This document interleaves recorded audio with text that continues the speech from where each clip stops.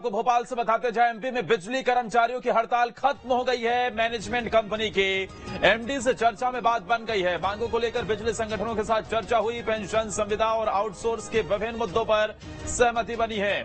2 दिनों से प्रदेश के 70,000 कर्मचारी हड़ताल पर थे और मांगों को लेकर बिजली संगठनों के साथ चर्चा हुई। पेंशन, संविदा और आउटसोर्स के विभिन्न मुद्दों पर सहमति बनी है। प्रदेश के 70,000 कर्मचारी 2 दिनों से हड़ताल पर थे, लेकिन अब ये बात बन गई, जिसके बाद ये हड़ताल खत्म हो गई है। तमाम मांगे इनकी पेंशन से लेकर आउटसोर्स की मांग, जिसे लेकर मान लिया गया है।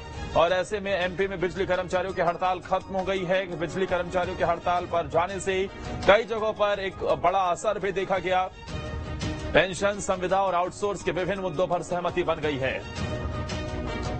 2 दिनों से प्रदेश के 70,000 कर्मचारी हड़ताल पर थे। मांगों को लेकर बिजली संगठनों के साथ चर्चा हुई, जिसके बाद यह बात बन गई है। पेंशन, संविदा और आउटसोर्स के विभिन्न मुद्दों पर चर्चा हुई। अब फिलहाल यह बात बन गई है और इसी के चलते अब यह हड़ताल भी खत्म हो गई है।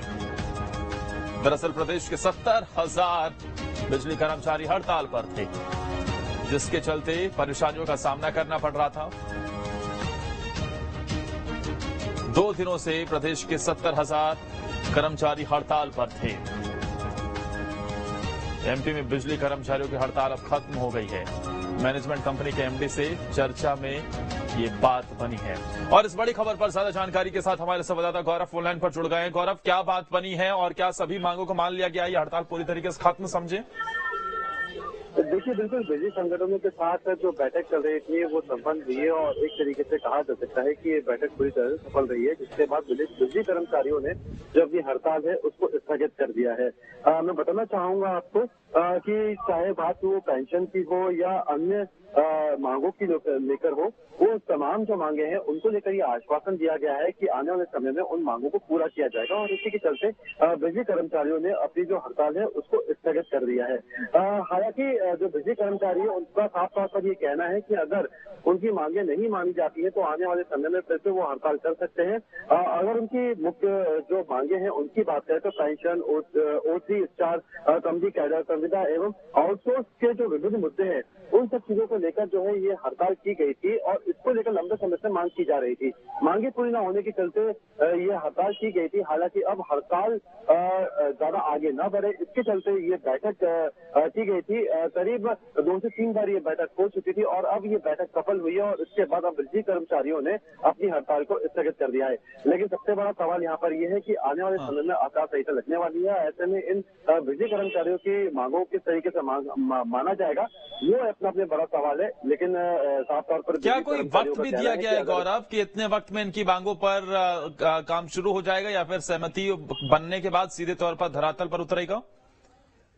देखिए, मैं आपको बताना चाहूंगा कि बिजली संगठनों ने पावर मैनेजमेंट कंपनी के जो एमडी हैं उनसे इस पूरे मामले को लेकर बातचीत की है।